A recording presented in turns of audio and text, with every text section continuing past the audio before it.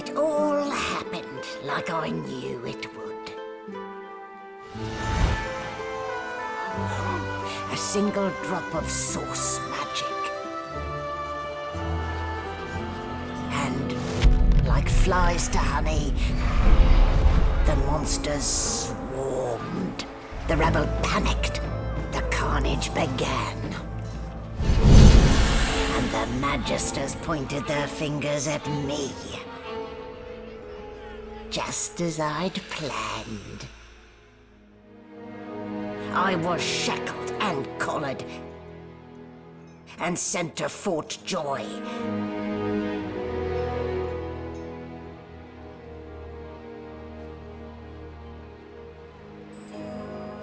I'd come here to kill Godwoken. But instead, I became part of their story.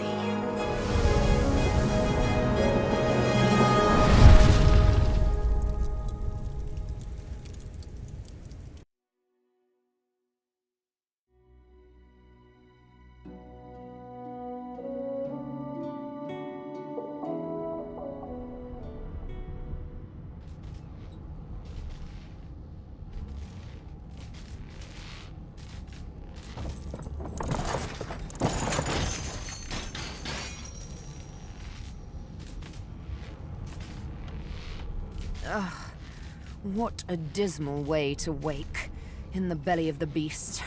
Let's see if I can grope my way out.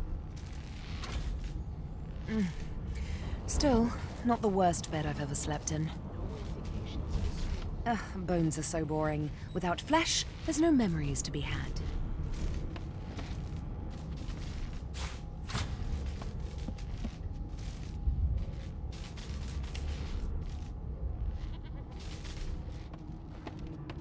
No known associates. You're up. In fact, Yes. Looks like that collar fits you snugly enough. Nice bit of work, even if I do say so myself. There. Not too tight, I hope. The collar, I mean. Oh, not to worry. Every dog has to get used to its leash. In the meantime, your next stop will be Magister William. All passengers have to be registered in the ship's manifest, and he's the chap in charge of the logs. You'll find him on the other side of this deck, in the officers' quarters. Dungeon? You have the gall to call my laboratory a dungeon? Oh, I'd be quite annoyed with you, if you didn't look so honestly perplexed. Index fingers pressed to her lips, she pauses a moment to give you a scrutinizing gander. My word, you do seem a bit befuddled, don't you? Perhaps I was a bit too generous with that sedative. Oh well, I'm sure you'll soon gather your wits. Most likely. Eventually. In the meantime, all you need to know is that we're en route to Fort Joy. A new life awaits. And if you're a particularly good girl, perhaps a cure as well. An end to Source. For good. Why, for my peace of mind, of course. Why don't you try casting one of those Source spells of yours? See what happens. Oh, do go on. I won't hold it against you. Promise. My, aren't we a meek little lamb? Perhaps I needn't have collared you at all, though it does look darling on you. So let's just leave it on, shall we? Because, to answer your question, what the collar does is this. It makes you unable to cast Source. For your own peace of mind, of course. Yours and the whole world's. Off to the herd, little sheep. Away you go.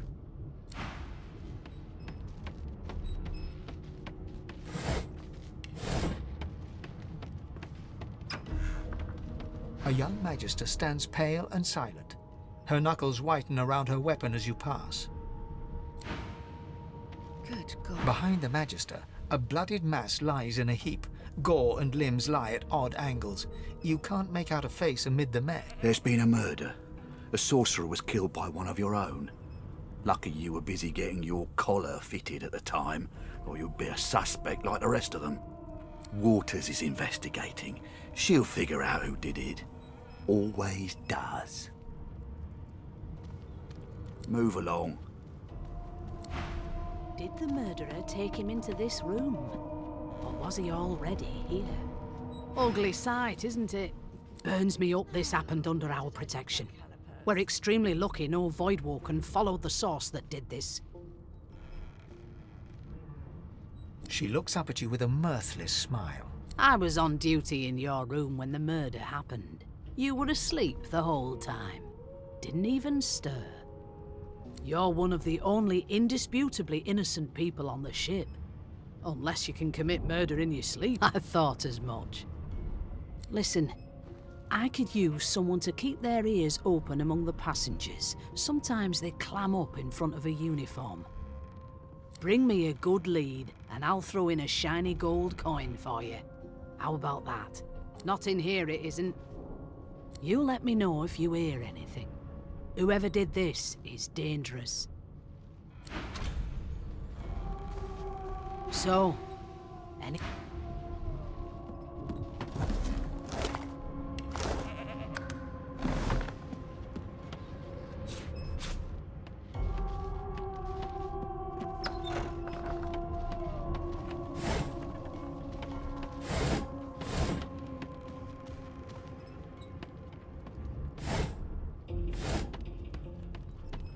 It seems as though there's a pattern in the blood flow. That can't be natural.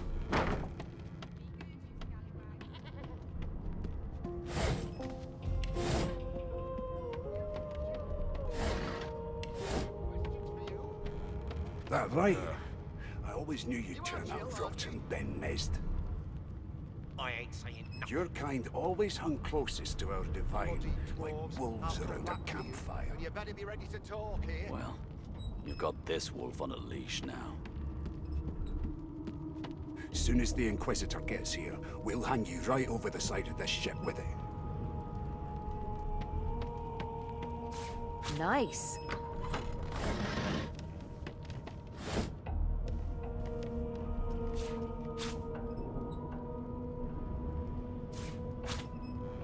Your kind always hung closest to our divine, like wolves around a campfire.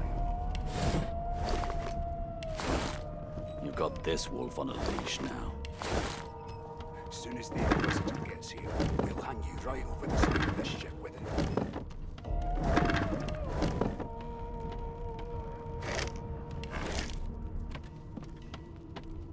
A scruffy man lounges against the wall with scarred arms folded. A sly smile playing on his face, he stares across at the Magister guarding him. Noticing you, he straightens and beckons for you to come closer. Watch your back, new fish. There's a murderer on board, and I'd bet 3 months' pay it's this tramp Ifan. Rolling his eyes at the Magister's warning, the man named Ifan beckons again. He leans in and adjusts your collar with a sharp tug, balancing its weight so it no longer presses unpleasantly on your neck. He winks. Pinches less that way, right? Hocking a phlegmy gobbet in your general direction, the sullen Magister settles back to his task of glowering at Ifan. And now... We used to know each other, more's the pity. I was his commander many, many, many moons ago. Isn't that right, Vic? Standing far back from Ifan, the tight-faced Magister draws one finger across his throat in an elaborate fashion, but says nothing. Ifan grins, flashing pointed white teeth. Same as he was at 14 years old. Only difference is somebody gave him a bigger sword and now he's Johnny Big Pants. No. The dead man, Finn, is it? I'd no business with him. And I wouldn't put a man down without good reason. He glances over at Magister Victor, who's staring back at him with pointed intensity. Damn shame sheer annoyance isn't reason enough. The Joy, I've heard a lot. Nothing good. No surprise there, since Bishop Alexander runs the show. Wonder if we'll get to meet the Ringmaster himself. Easy now. I might think the same, but Vic here will blow a blood vessel if he hears you talking like that. What are you conspiring about over there? You, elf, what's your name? Oh, don't mind him. Vic's just got a bee in his bonnet. And that bee is me. Name? Magister Victor looks at you suspiciously, then scrawls something illegible down in a tiny notebook. He scowls at you as he stows the notebook back in his voluminous robes. Away with you, at once. Ifan performs an elaborate pantomime of keep. I'm busy watching for clues, sorcerer. Go take your sub-story somewhere else. What? Didn't make it clear the first time. Scram. I'll tell you if you can keep it quiet long enough for me to listen. A broad dwarf sits totally upright on the bench, eyes closed, palms face up on his knees. His beard is a cascade of meticulous plaits, each one braided through with golden medallions. He raises an eyebrow as you approach, but doesn't open his eyes. Listen up, Ghetto. You hear that? He opens both eyes and turns his head toward you, looking you up and down. He smiles and closes his eyes once more. You look like a Ghetto to me. Listen if you're interested, or get gone if you aren't. His eyes snap open. He looks at you and frowns. Murder? Ah, that's what they were going on and on about. I wouldn't know anything about it. I kill a man. He knows who done it. His daddy knows who done it. And the mayor knows who done it too. His eyes flutter shut, and he assumes his position of repose once more. Whether they catch me is another matter. But I ain't one to hide my accomplishments. The ship, of course. A wave of sound washes over you. The unintelligible chatter of your shipmates, the groaning of wood from floor to ceiling, the boom, crash and crackle of waves around you, complaints from the sea itself. And? There's nothing else I can make, Your Majesty. Eh, Turnips and a water. common sort of sound, isn't it? Where there's talk, there's health. That's all you hear, though. Listen close. You've got ears on your head, haven't you? Do you need me to show you how to use them? Murder, Your Majesty. There now, just like that. Is the Magister's more concerned than more appetite? Aha! His eyes snap open as his countenance breaks into an expression of joy. One great paw claps you on the back. The other catches you before you lose your footing. There, you heard it, didn't you? I knew it. I knew it. Aye, this is good news, Ghetto. Good news. No, you beautiful idiot. That wasn't any rat. It was the wheel. Squeaks whenever the helmsman jerks it clockwise, which means we're heading east. Pardon my beard. That means if we've been traveling for, yes, only 10.34 nautical miles to Fort Joy. Ah, so you've eyes as well as ears, eh? You'll go far, mate, even here. A no doesn't become a yes over time, you know. Yeah, no indeed, Ghetto. But that ain't my final destination. The dwarf leans back from the table and strokes his beard, gold medallions jingling merrily. His eye... That'll be all, thank ye kindly, Ghetto. He continues stroking his beard, a beatific smile on his lips, and doesn't acknowledge you anymore. What's your name? Did you see the body? They ought to let you taste a bit. Maybe you'd find out who done it. They're everywhere now, the Magisters. In my hometown, you can't throw a shoe without hitting one. We're not... Well, well, what have we here? A fresh face in this stale hell. Let's size you up, shall we? See if you... The lizard looks you up and down, like a farmer would a fetching horse. All of a sudden, he grips you firmly by the chin, with the intent of inspecting your teeth.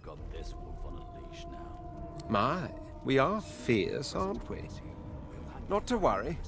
I'll soon remedy that. Now then, to business. You will answer me 3 questions. The first one is this. Can you cook?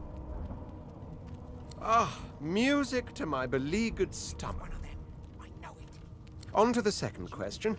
Can you knit, weave? In short, tailor? Oh, but to feel the caress of satin on my scarlet skin once more. A most satisfactory answer indeed. On then to my final query.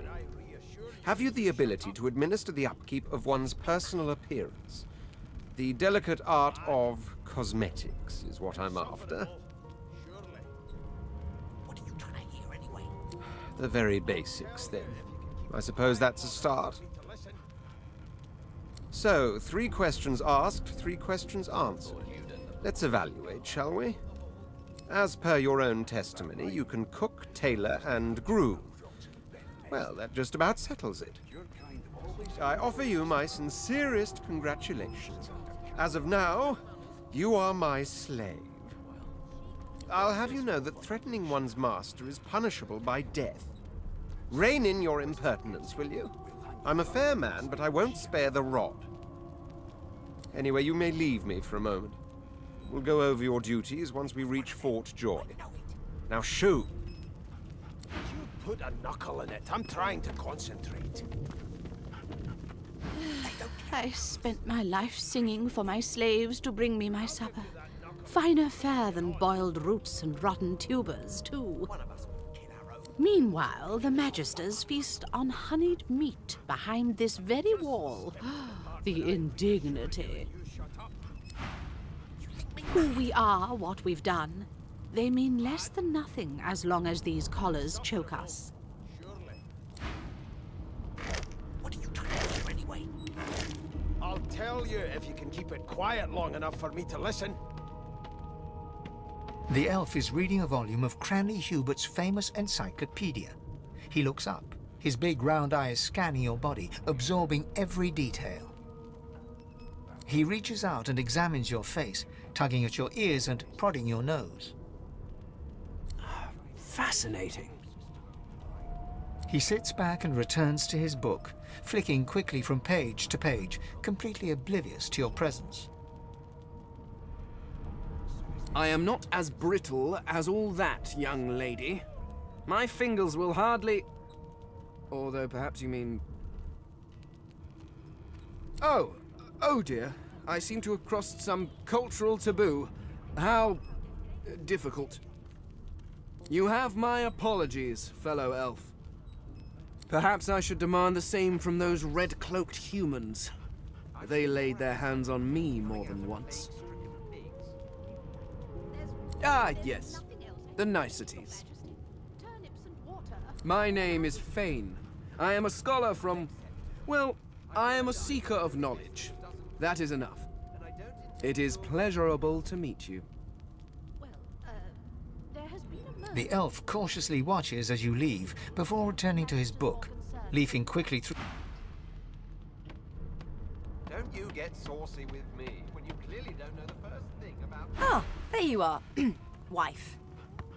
Would you please tell this very charming gaggle of not-at-all brat-like babes that I am by no accounts this loaser woman, nor do I sing, in fact. I'm deathly allergical. How very correct you are, spouse of mine. Madame Josephine Gribbles de Peeb refuses to be confused with anyone else. What? What's so funny? Her pinched face cracks into a great grin, and she shoos the children away from her with a laugh. Yeah, okay, you found me out. Go on and git, and maybe I'll sing you something when I'm good and ready.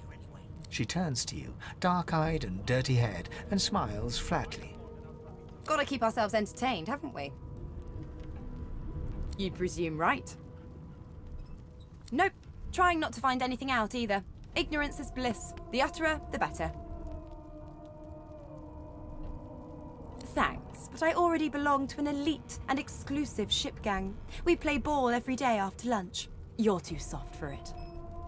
You take care, though. Suddenly, her eyes cloud to an unnatural black. Greyish veins run down her face, and her mouth tightens into a cruel sneer. As quickly as they came, the clouds clear. She smiles as though no change came over her. Good luck, Chief.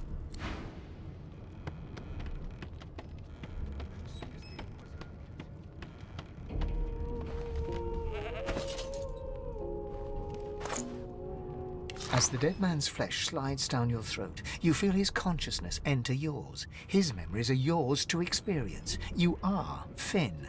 Your heart is heavy. You know too much. It's all too much. You met him. A bright light blinds you, then fades. You feel a tremendous power in your hands, but they are shaking so hard you can barely use them. Suddenly you're on this very ship, crouched in a corner, hugging your knees. A figure approaches, an older woman. Her eyes are kind. She comes closer. She says she wants to talk. She reaches a hand toward you. You grasp it. The memories end. You are no longer Finn. You return to yourself with a jolt.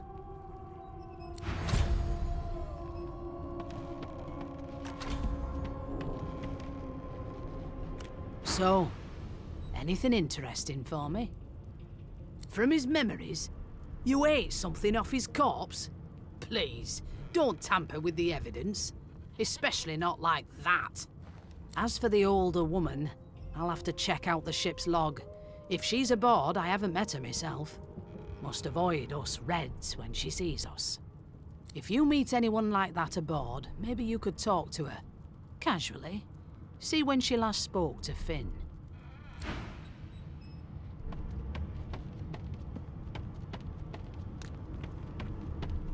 Sing us a song, I know you can. That's enough now. Never thought you'd end up a prison guard, Vic. That right? I always knew you'd turn out rotten, Ben Nest. Your kind always hung closest to our divine, like wolves around a campfire. Well, you've got this wolf on a leash now. Soon as the Inquisitor gets here, we'll hang you right over the side of this ship with it. How dare you classify this slop as food? I've seen more appetizing things coming out of plague-stricken pigs. There's nothing else I can make, Your Majesty. Turnips and water are all I was given. Unacceptable. I've never dined on anything less than a dozen-course dinner, and I don't intend to do away with the custom. Well, there has been a murder, Your Majesty. Maybe that has the Magisters more concerned than your appetite. Don't you get saucy with me when you clearly don't know the first thing about sauce.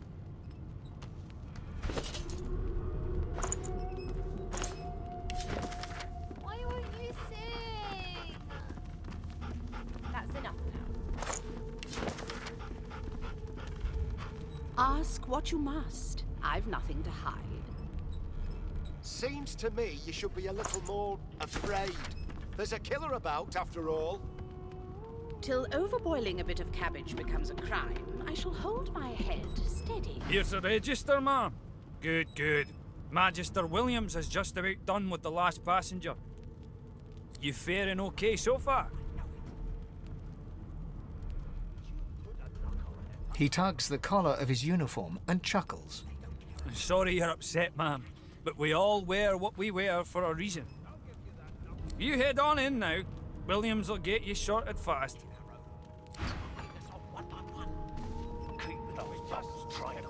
And if she tries to run, shoot to kill. Junk. You see my man Johnson. What is the matter? Insufferable. Murder was about.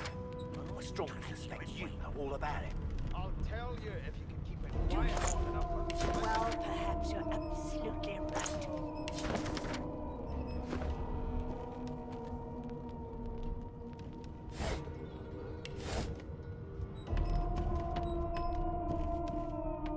Standing at the center of the room, you spot a sorcerer haughtily eyeing a pair of nervous-looking magisters.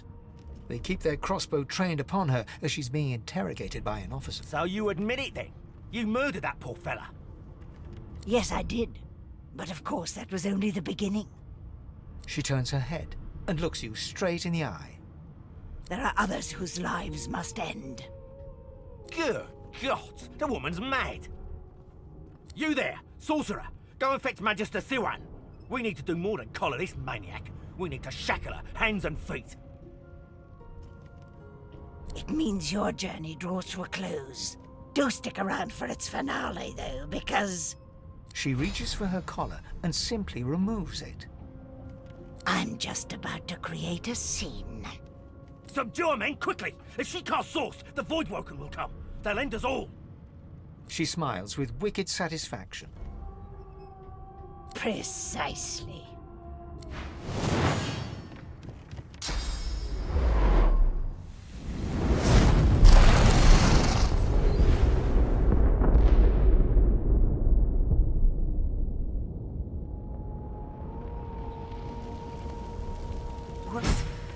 What's happened?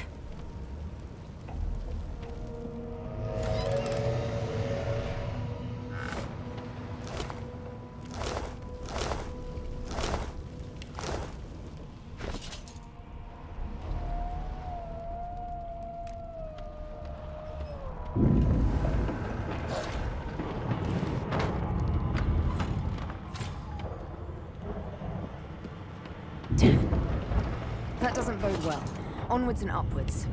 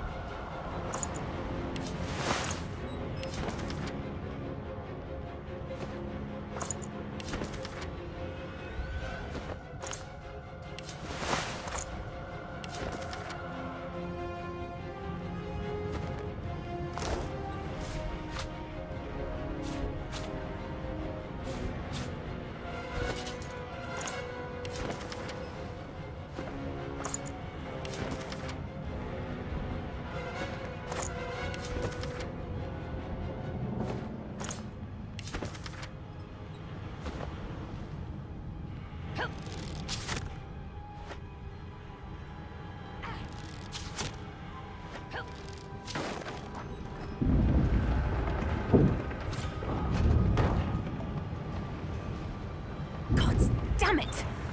I need to get off this wreck, and quick.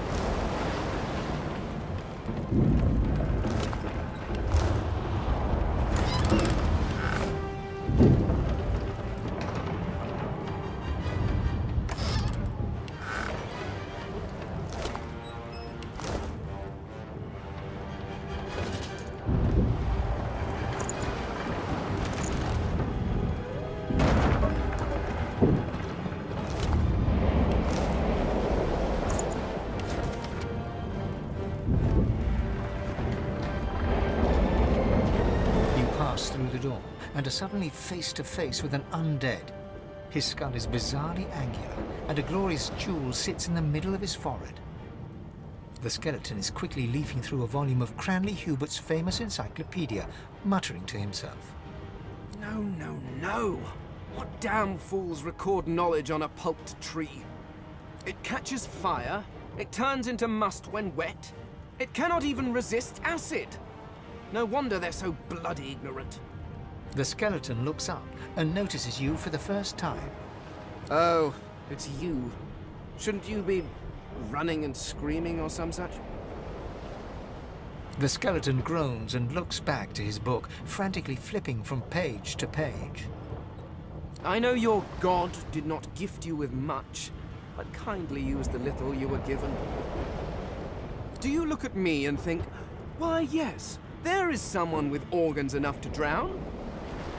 Trifling matters like water and poison do not concern me. No, damp robes are the most I have to fear. Once this glorified skiff hits the sea floor, I will simply walk to shore. Whereas you, I believe, of lifeboats to pointlessly squabble over. I believe you did, although I was wearing the face of an elf at the time. I had a mask rather ingeniously designed, which allowed me to take that primitive form. A mask that was stolen by that damned witch after her little scene.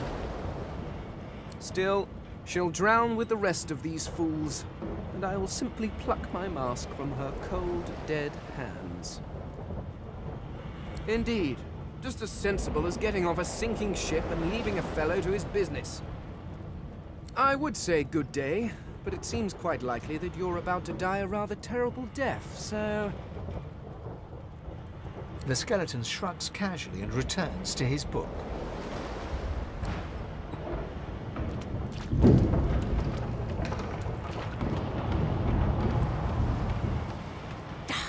Not long before this... The marking on the door was painted recently, judging from its pungent scent.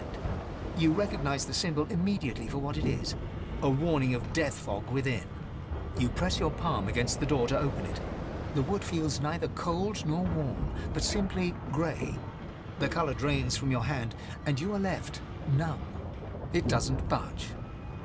The door groans open, but an ashen shadow clouds your mind.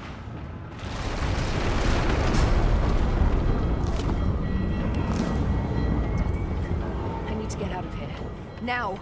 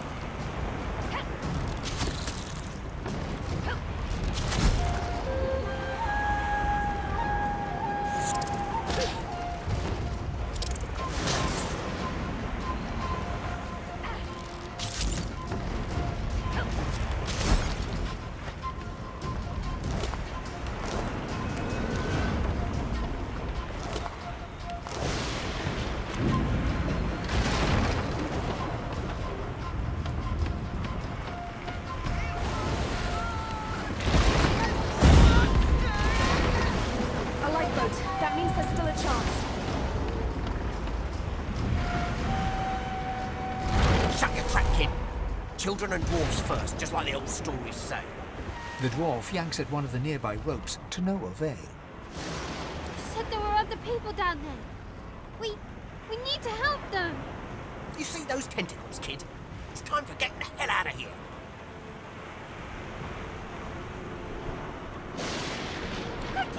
Thank you! There's a ladder right over there. You can go straight down. You're gonna be the death of us, you hear?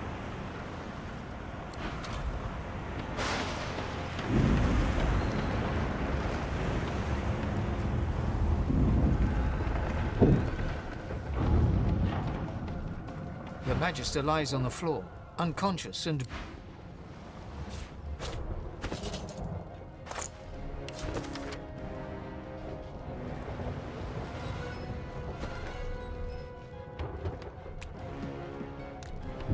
If you can walk, get yourself up the ladder. There's a wait. Voidwoken!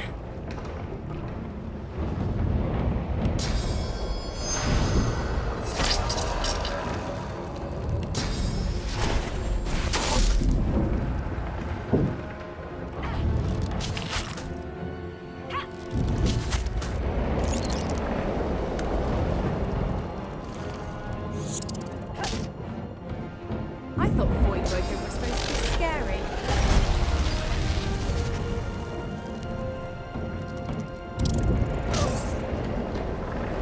I've faced worse.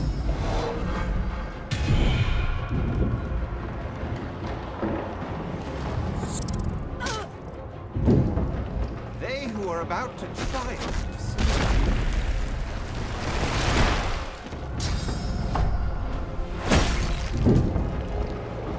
These beardless bugs won't sink the ship on my watch.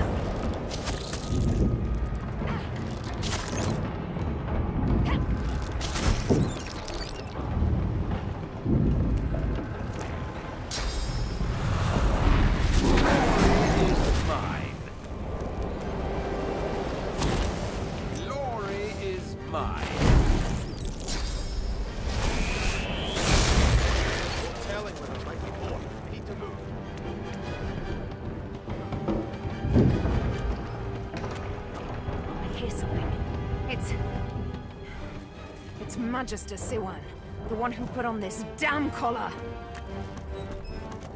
Sounds like she needs help. She tries to speak, but can only gape as she clutches her neck, trying to stem the bleeding of a gushing wound. With jagged movements, she raises her clenched fist and holds out a length of cloth, soaked with some kind of strong-smelling tincture. Blood quickly soaks through the cloth. Magister Siwan's mouth opens and closes, her eyes wide in terror. It's working. The pressure is stemming the flow of blood. Siwan clutches your arm, her eyes locked with yours. Something within the ship snaps. The floorboards shudder. Siwan struggles to her feet, clinging to you tightly. The ship lets out a deep groan, then cracks. Gods.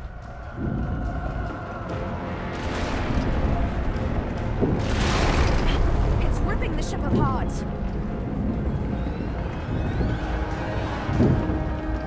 This is it. She's going down.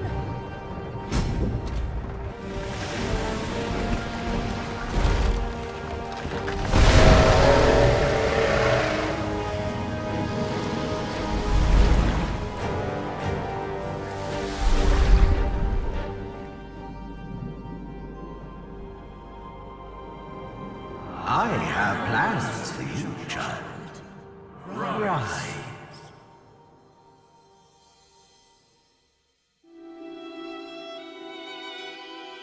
Honorable Dallas, we lost a ship sailing sorcerer prisoners to Fort Joy. We assume some escaped and broke their collars. Their vile magic lured the Voidwoken. All who were aboard are presumed dead. Yours faithfully into eternity, High Judge Oriven.